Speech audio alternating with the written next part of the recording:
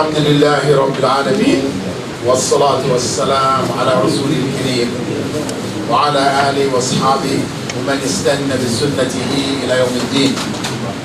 All praise due to Allah, and may Allah's peace and blessings be on His last Prophet Muhammad sallallahu alayhi wasallam, and then all those who follow the path of righteousness until the last day. I'd first like to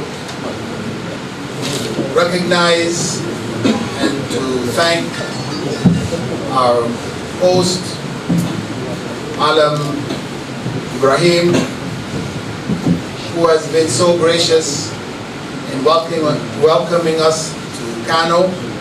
And though, as was mentioned, this is not my first time to Kano, maybe it's my fourth time, but as Allah willed it, the various itineraries that I came under did not put me into the presence of your leader, His Excellency Malam Ibrahim. So, Alhamdulillah, I'd like to also thank all of the distinguished members who are present amongst us and who have taken the time out to welcome me to Kano. And I hope that I will remain in your du'as after I've left, as you all will remain in my du'as.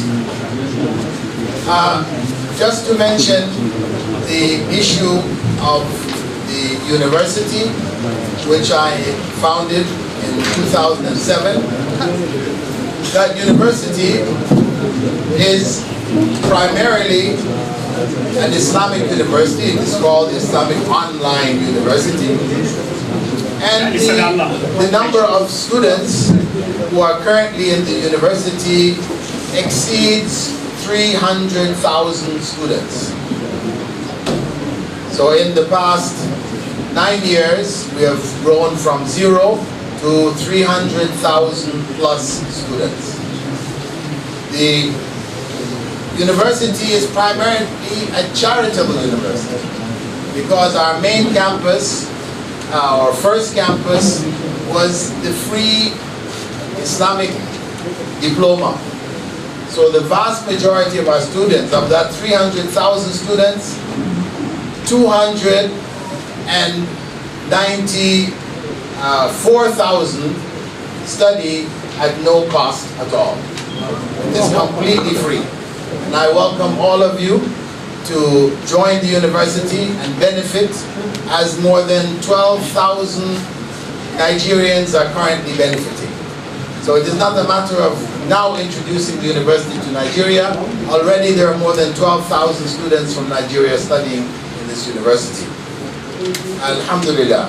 And what is particularly unique about the university is not that we offer Sharia only, though that's where we started, but we are also offering degree courses in education, in banking and finance, in information technology, as well as business administration and psychology. And we're planning to offer also in public health, in mass communications, as well as in agricultural economics. We plan to add those 3 disciplines in the coming year.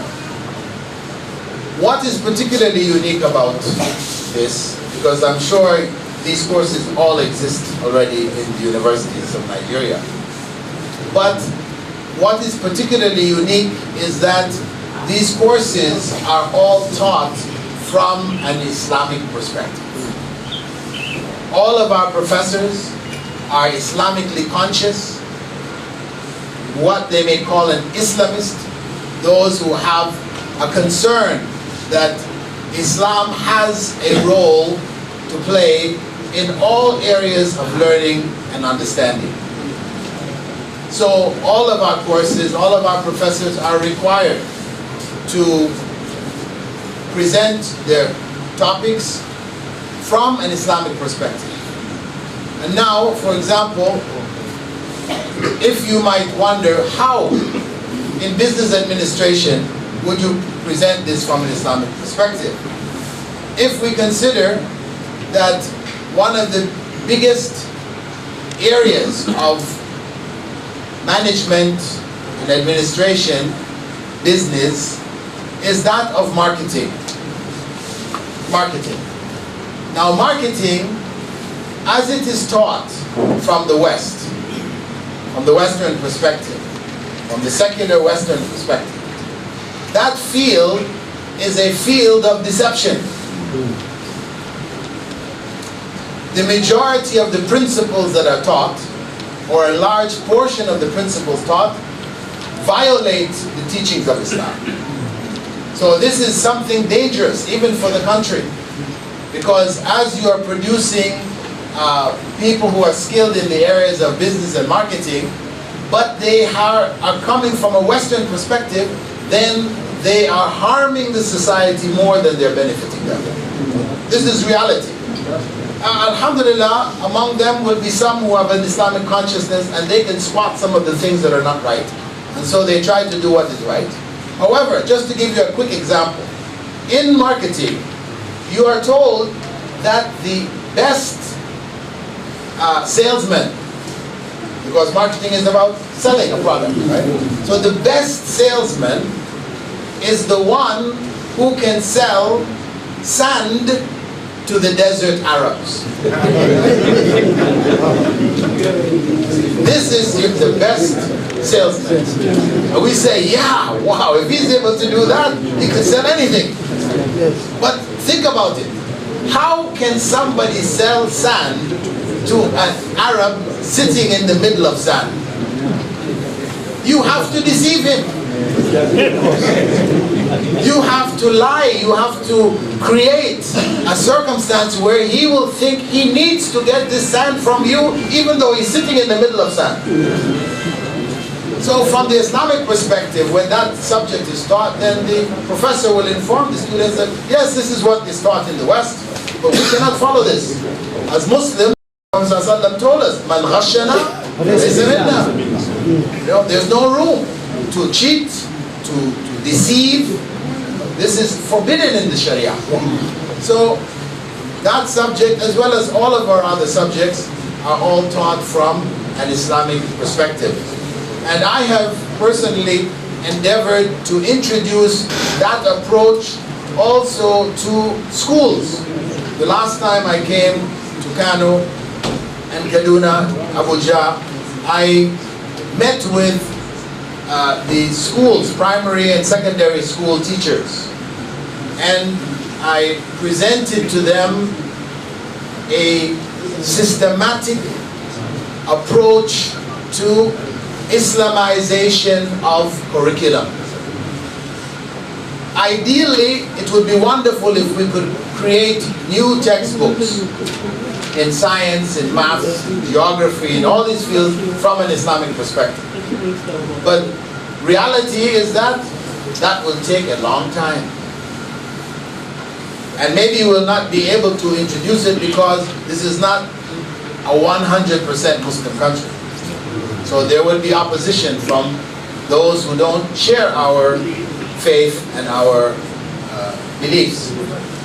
So I outlined 5 basic principles by which any teacher can take any subject and Islamize it. With the same textbooks which are offered by the government or any government, they can apply those principles and Islamize their lesson plans, because the lesson plan is the basis for which the class is taught.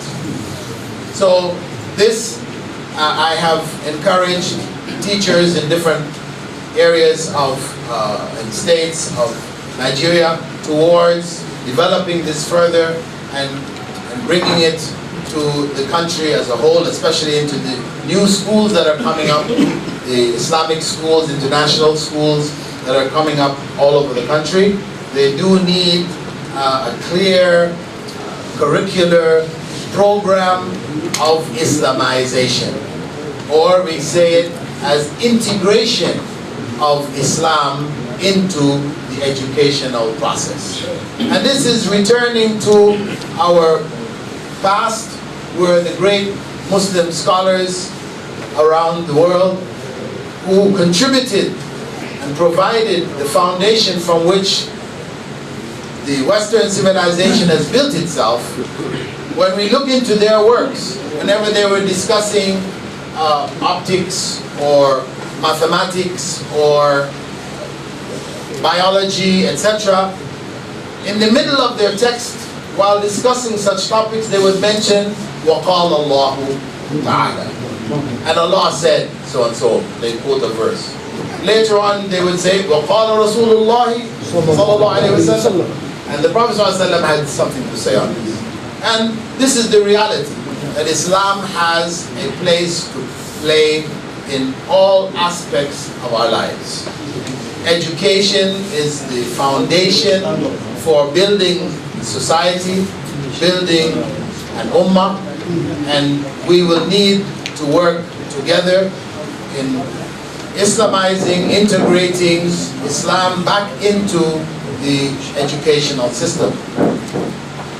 And alhamdulillah, this is what I hope to be a part of that process further here in Nigeria. Alhamdulillah, we hope to work with various organizations, institutions, universities, etc., towards this common goal, needed here as well as across the Muslim Ummah. So again, I just would like to reiterate my thanks, gratitude to the host, Malam Ibrahim Shikaru, and I welcome you all to keep me in your du'as, as I will keep you in mind. And I hope also that you would work with me in this mighty project which we have instigated. I hope that you will be a part of it. It has a place in education, but it really has a place in all aspects of our lives. Because Islam is not just rituals, customs, and traditions. It is, as we always say, a way of life. Meaning that it should be found everywhere, in every aspect of our lives. We don't have a portion of our life which is for Islam and another portion which is not for Islam. There's no such thing as a Friday Muslim or a Ramadan Muslim. We may see them, but they are not true Muslims. The true Muslim is 24/7 Muslims. Inshallah. Barakallahu feekum. Jazakumullah khair. Assalamu alaikum.